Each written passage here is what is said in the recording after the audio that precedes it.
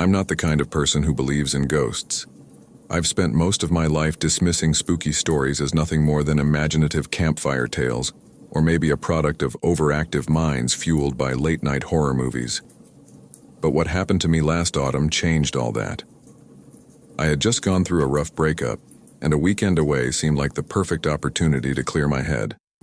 When my best friend Mark suggested I stay at his family's cabin for a few days, I jumped at the chance. Nestled deep in the woods of Blackwood, the cabin was isolated, offering the kind of peace and solitude I desperately craved. The drive up there was uneventful, but as I turned off the main road and onto the narrow dirt trail leading into the woods, a feeling of unease crept over me. The trees seemed to press closer, their bare branches stretching like skeletal fingers against the pale autumn sky. Despite the lingering feeling of being watched, I brushed it off, attributing it to my already heightened emotions. The cabin came into view suddenly, a weathered wooden structure, small but sturdy, standing alone among the towering pines. Mark had told me his grandfather built it nearly 50 years ago. It was a modest place, but well kept, with a stone chimney and a porch that creaked underfoot. A soft breeze rustled the fallen leaves, and for a moment I stood there taking it in, trying to convince myself this was what I needed. But even then, something felt off. Night 1. The first night passed quietly enough. I made a simple dinner, cracked open a book, and sat by the fireplace until the words blurred together and the fire turned to embers. As the cold settled in, I climbed into bed, grateful for the warmth of the heavy quilt Mark's grandmother had sewn decades ago. I woke up sometime in the middle of the night, unsure of what had disturbed me. The cabin was utterly silent save for the faint creaking of the wood settling. I shifted under the covers, straining my ears, but all I could hear was the steady thump of my heartbeat. Then I heard it. A soft, rhythmic tapping. Tap, tap, tap. I froze, every nerve on edge. It sounded like it was coming from the walls, a deliberate sound as if someone or something was knocking from inside the wooden planks. I held my breath, counting the beats between each tap. Tap, tap, tap. After what felt like an eternity, the noise stopped. I lay there for hours, staring at the dark ceiling, my mind racing with logical explanations. But as dawn broke, bathing the room in gray light, I couldn't shake the uneasy feeling that I hadn't been alone. Day 2. Determined to put the strange noises behind me, I spent the day hiking through the woods. The crisp autumn air and vibrant colors should have lifted my spirits, but the oppressive silence of the forest was unsettling. There were no birds chirping, no rustle of animals in the underbrush, only the crunch of dead leaves underfoot and the sound of my own breathing. I returned to the cabin as dusk fell, the sky bleeding into a deep bruised purple. Inside, the air felt colder, the shadows longer. I tried to distract myself with some music, the familiar tunes filling the small space and pushing back the creeping sense of dread. By the time I went to bed, I had almost convinced myself that the previous night's noises were just my imagination. But then it started again. Tap, tap, tap. This time the tapping seemed louder, more insistent. I sat up, gripping the quilt tightly, staring at the dark corners of the room. My eyes adjusted slowly, revealing nothing but the familiar outlines of furniture. And then I saw it. A figure standing in the corner just beyond the reach of the weak moonlight streaming through the window. It was tall, impossibly so, with elongated limbs that seemed to bend at unnatural angles. My breath hitched, and I blinked, sure I was seeing things. But when I opened my eyes again, it was still there, watching. I squeezed my eyes shut, whispering to myself that it wasn't real, that I was dreaming. But when I opened them again, the figure had moved. It was closer now, its gaunt form hunched over, head cocked at an awkward angle as if studying me. I scrambled out of bed, heart hammering. The second I moved, the figure disappeared, fading into the shadows as if it had never been there. Shaking, I grabbed my phone and turned on every light in the cabin, not daring to return to the bedroom until morning. Day 3. By the third day, I was a wreck. Dark circles ringed my eyes, and I jumped at the slightest noise. I wanted to leave, to pack up and never look back, but a stubborn part of me refused. Mark had stayed here countless times without incident. Maybe I really was just losing it. But that night, as I sat by the fireplace, something happened that I couldn't ignore.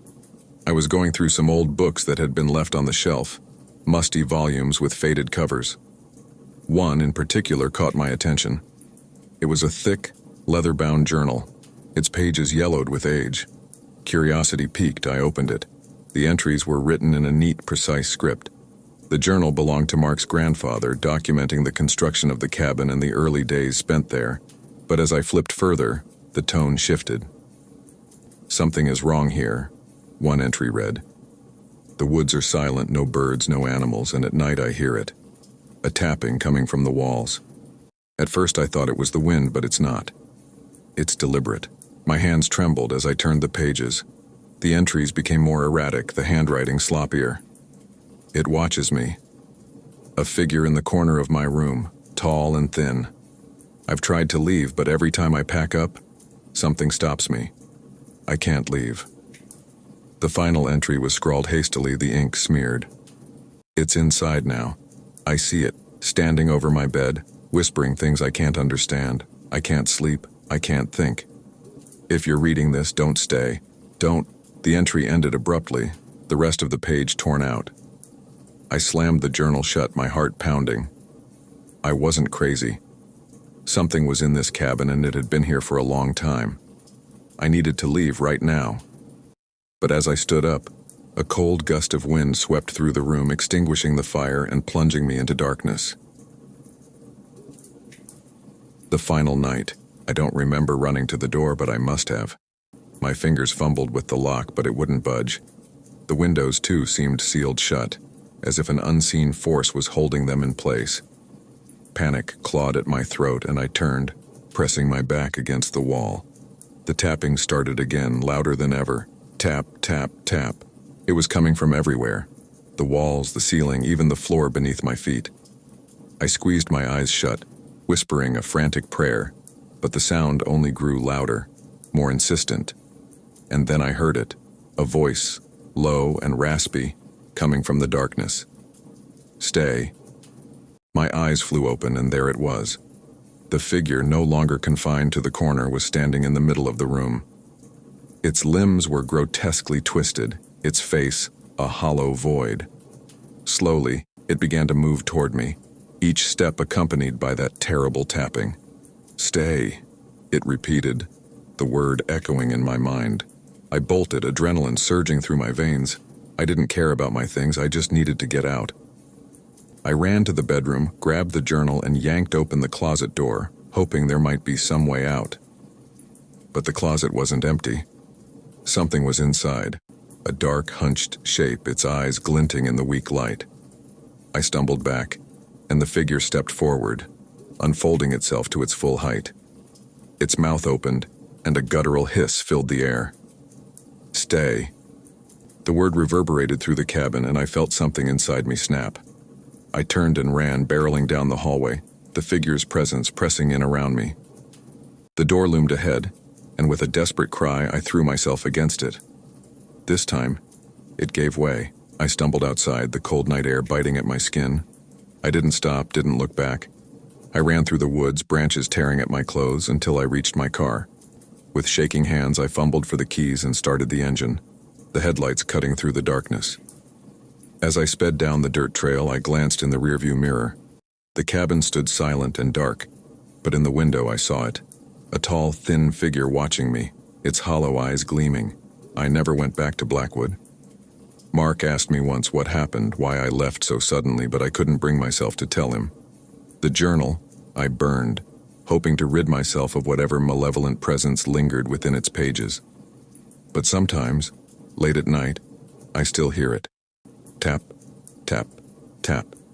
A reminder that some places are never truly empty, and some things never really let go.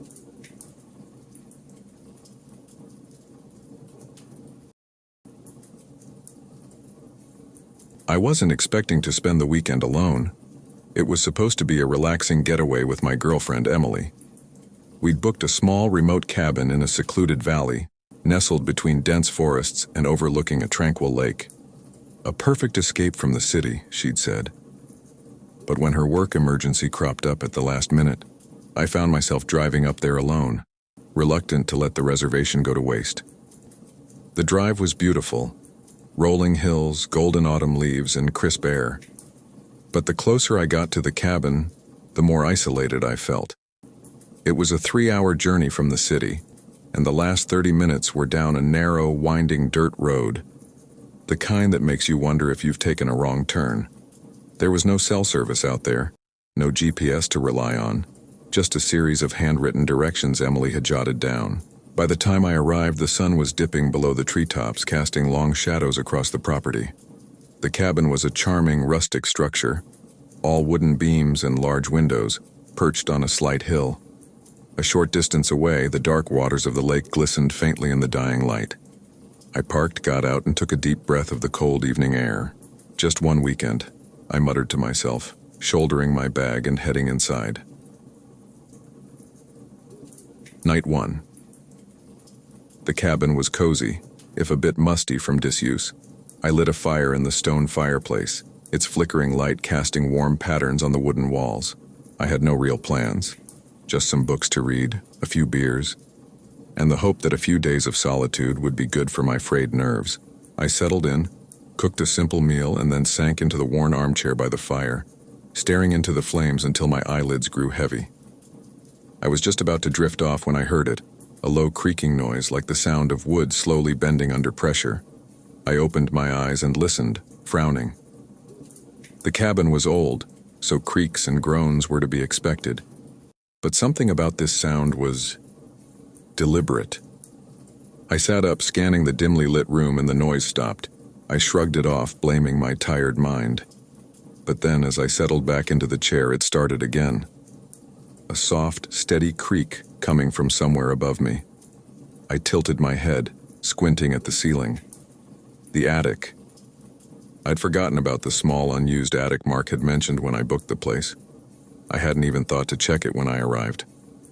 Taking a deep breath, I grabbed the flashlight from my bag and made my way up the narrow, creaking stairs. The attic door was a small, square hatch set into the ceiling of the upstairs hallway.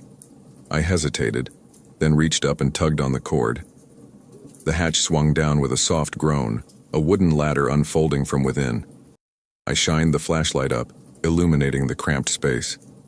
It was empty, just bare wooden beams and a thin layer of dust.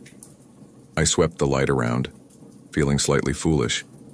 Of course, there was nothing up here, just the old bones of the cabin, creaking in the wind. Still, as I climbed back down and closed the hatch, I couldn't shake the feeling that something was watching me. Kenitu. The next day dawned gray and overcast, the clouds hanging low and heavy over the valley. I spent the morning exploring the area, hiking through the dense forest that stretched out behind the cabin. The air was cold and still, and an uneasy silence settled over the woods. No birds, no rustling of animals, just the soft crunch of my boots on the underbrush. After a few hours, I headed back, the cabin's dark silhouette appearing between the trees. I couldn't shake the sense of being watched, though whenever I turned around, there was nothing but empty forest. By the time evening fell, I was jumpy, nerves stretched thin. I tried to lose myself in a book, but every creak and groan of the cabin set my teeth on edge. I kept glancing at the ceiling, half expecting to hear that strange noise again. And then, just as I was starting to relax, it came. A soft, rhythmic thumping. I set down my book, staring at the ceiling. The sound was faint, almost imperceptible, but it was there. A steady thump, thump, thump, like something gently tapping from within the walls. My heart pounded as I grabbed the flashlight and headed upstairs. The thumping grew louder as I approached the attic hatch, resonating through the wooden beams. I stood beneath the hatch, breath coming in short gasps, staring up at the dark outline of the door. Thump, thump, thump, it was coming from inside the attic. It was coming. I swallowed hard and pulled the cord. The hatch swung down, the ladder unfolding with a soft creak. I hesitated, flashlight trembling in my hand. I didn't want to go up there. Every instinct screamed at me to turn around, to leave the cabin and never come back. But something compelled me to climb. I stepped onto the ladder, flashlight beam slicing through the darkness. The attic was just as empty as before. No boxes, no furniture, nothing that could be making that noise. But as I shined the light around, I noticed something odd. In the far corner of the attic, the wooden boards looked different. They were newer, cleaner, standing out sharply against the weathered planks around them. Slowly, I edged closer, heart hammering in my chest. There, beneath the boards, was a small square outline, a trapdoor. My fingers brushed against the edges of the boards, feeling the smooth, polished surface. It didn't belong here. Someone had put it in long after the cabin was built, sealing something or someone inside. And then I heard it. A faint whisper drifting up through the cracks in the wood. "Help me!" I stumbled back, nearly dropping the flashlight. The whisper was so soft, so faint, I almost thought I'd imagined it. But as I stared at the trap door, I heard it again. "Help me!" Something was down there. Something alive. With trembling hands, I pried at the boards, the wood splintering under my fingers. They came loose easily, revealing a dark, narrow space beneath. I shined the flashlight down, squinting into the shadows. There was a small, cramped compartment below the attic floor, barely big enough for a person to crouch in. And there, huddled in the corner, was nothing. Just empty darkness. I exhaled sharply, nerves frayed to the breaking point. I must have imagined it. There was nothing here. No one. Just an old, abandoned hiding spot. But as I turned to leave, I heard it again. A soft, desperate whisper coming from right behind me. "Please, don't leave me." I spun around, and there it was. A figure, crouched in the corner of the attic, its form barely visible in the dim light. It was small and hunched, its limbs thin and twisted, face hidden in shadow. My flashlight flickered, and for a brief, terrible moment, its eyes flashed white, wide and staring, and then it lunged. I screamed, stumbling back. The figure scrambled forward, clawing at the floorboards, its mouth opening in a soundless cry. I dropped the flashlight and ran, nearly tumbling down the ladder in my haste to get away. I hit the ground floor and didn't stop, wrenching open the front door and sprinting out into the cold night air. Aftermath. I didn't look back. I ran to my car, fumbled with the keys, and peeled out of the driveway, gravel spraying beneath the tires. As I sped down the dark, winding road, the cabin loomed behind me, its windows glowing faintly in the darkness. I didn't stop until I was miles away, heart racing, sweat slick on my skin. Only then did I dare glance in the rearview mirror, and there in the back seat I saw it. A small, hunched figure, eyes wide and staring, mouth twisted in a terrible smile. "Help me," it whispered, and the world went black. I woke up in the hospital days later, battered and bruised from where I'd crashed my car. They said I'd swerved off the road, hit a tree. There was no sign of anyone else in the car, no trace of the figure I'd seen. But I know it's still out there, lurking in the shadows, waiting. And sometimes when I'm alone at night, I still hear that soft, desperate whisper, "Help me." It's been years since I've told anyone this story. Part of me wants to believe it never happened, that it's just some twisted nightmare born of stress and isolation. But deep down, I know it was real. Every chilling detail, every shadowed movement, every whispered word. It all happened in that godforsaken cabin in the woods. I'd been offered the place by a distant relative I barely knew, an uncle who lived alone and who rarely spoke to anyone. He passed away suddenly, leaving me a cryptic note and the keys to the cabin. "It's yours now, be careful." That's all it said, nothing more. I wasn't in a good place at the time. I'd just lost my job and my relationship was on the verge of collapse. So, when I received the keys, I took it as a sign. A chance to get away, clear my head, and figure out what to do next. I packed a few bags, grabbed some groceries, and drove up there without a second thought. The cabin was deep in the woods, so deep, in fact, that the nearest town was almost an hour's drive away.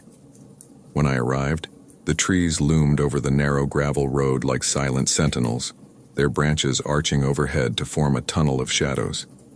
The air was heavy and still, the kind of oppressive silence that presses in on you from all sides.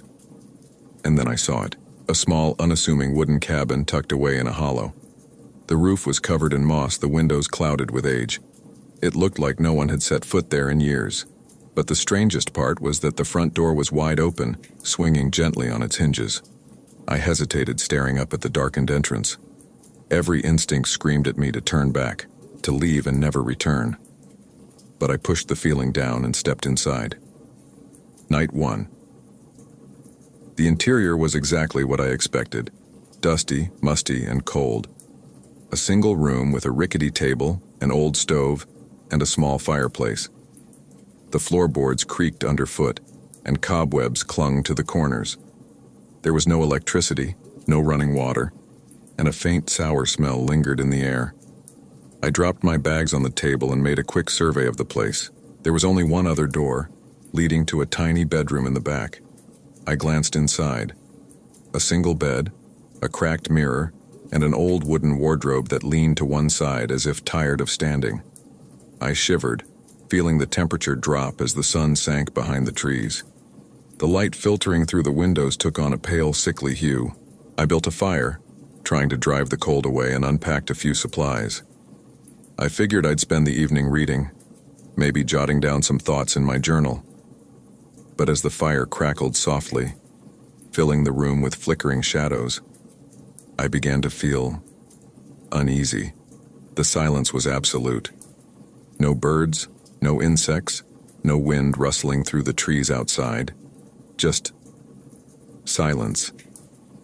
I shifted in the old armchair, glancing around nervously, and then I heard it. A faint whisper. My head snapped up. The fire popped and I turned slowly, listening. The whisper came again, so soft I almost missed it. "Come closer." I shot to my feet, heart hammering. The voice had come from the bedroom. I stared at the dark doorway, the firelight casting long, thin shadows across the floor. My throat went dry, and I took a hesitant step back. "Come closer."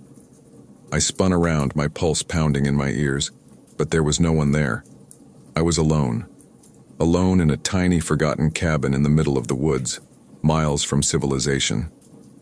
"Get a grip," I muttered, running a hand through my hair. "You're just tired, it's just your imagination."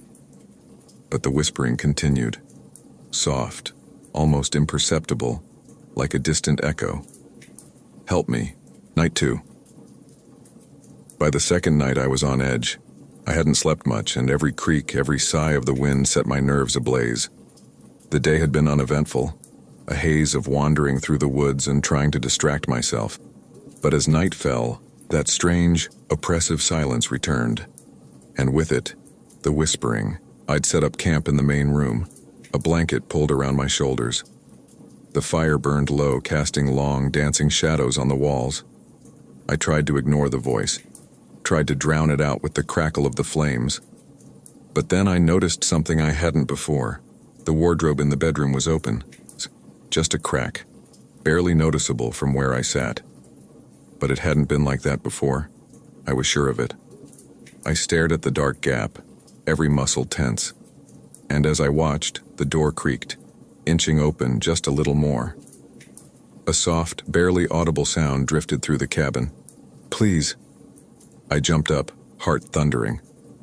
The wardrobe door was now wide open, gaping like a dark maw. I grabbed the flashlight and stormed into the bedroom, swinging the beam around wildly. Nothing. No one. The wardrobe was empty. But as I stepped closer, the whisper came again, louder this time. And it wasn't just one voice. It was many. "Let us out." I stumbled back, nearly dropping the flashlight. My skin prickled, and my breath came in short, ragged gasps. The voices were coming from inside the wardrobe, a chorus of soft, desperate whispers. My hands trembled as I reached for the door, drawn by some inexplicable force. "Who are you?" I whispered, my voice shaking. The voices fell silent. For a moment, there was nothing but the sound of my own breathing. Then a single voice, low, hoarse, and filled with unimaginable pain, replied, We are the Forgotten. I slammed the door shut and ran, bolting out of the cabin and into the cold night air. I didn't stop until I was halfway down the trail, panting and shivering. The wind howled through the trees and I glanced back, heart in my throat. The cabin stood silent and still, its windows dark. But then, from the open bedroom window, a shadow moved. A pale, gaunt face stared out at me, eyes wide and hollow, and though I was too far away to hear, I knew what it was saying. Come back. The final night. I didn't sleep. I didn't even go back inside until dawn broke, flooding the woods with weak, gray light. I grabbed my things, shoving them into my bag, determined to leave and never return. But when I reached the front door, I froze. Something had been carved into the wood, deep, jagged scratches that hadn't been there before. 4 simple words etched in desperate, uneven letters. Don't leave us here. I stumbled back, my blood running cold. The bedroom door creaked open behind me, and I turned, my gaze locking on the dark interior of the cabin. And for the first time I saw them, pale, thin figures crowding the tiny space. Their eyes were hollow, their faces twisted with anguish. They reached out, their fingers like claws whispering in unison. Please, don't leave us. I ran. I didn't stop, didn't look back. I fled down the trail, my bag forgotten, my breath coming in ragged sobs. The voices followed me, growing fainter and fainter until they finally faded into silence. I never went back to the cabin. I don't even know if it still stands. But sometimes when I'm alone, I hear them. Soft, desperate whispers drifting through the night. Don't leave us. And I wonder, if I had stayed, if I had opened that wardrobe, would I have become one of the Forgotten too?